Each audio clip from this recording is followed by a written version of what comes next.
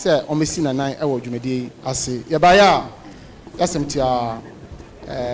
omati ye radin the way you ready akwama na ne obia ehu edwuma pa odi especially wo school sem any STEM omo baya omo asem ni say omo ni adahomase ewo nkitahude bi na omo adopt adahomase say eyomu kro ti ochina ebe to mudin mama omo asantidin ewo ho na de omo so eye e de ada asantiman ase ene yewura se ni say omo be si ICT lab computer lab na omo asansi library e de ama adahomase eye omo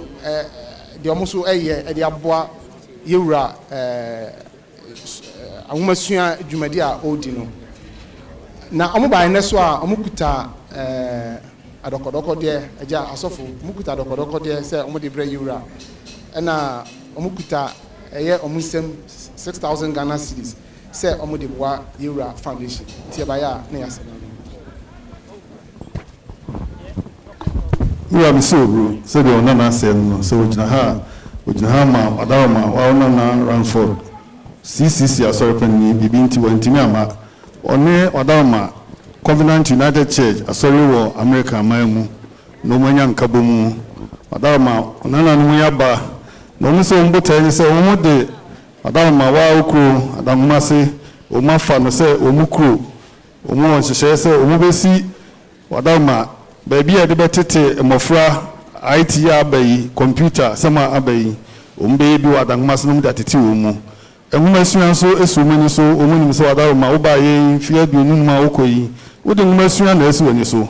omu so emwa bi ombetimi wo de beboa enwumasua bia o ma ba so wo de bi ebeboa adawma omu so mu ba ya omu krom nsam million aduosia afei ensa ahodo yi ene omu no bedi ada de omu no bedi ada ne nebru Otumfuo de mase papa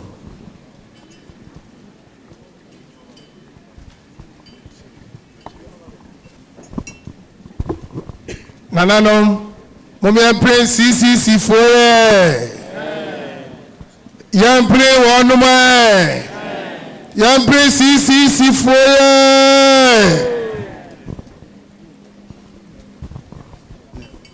onkona ere shawo ana odikai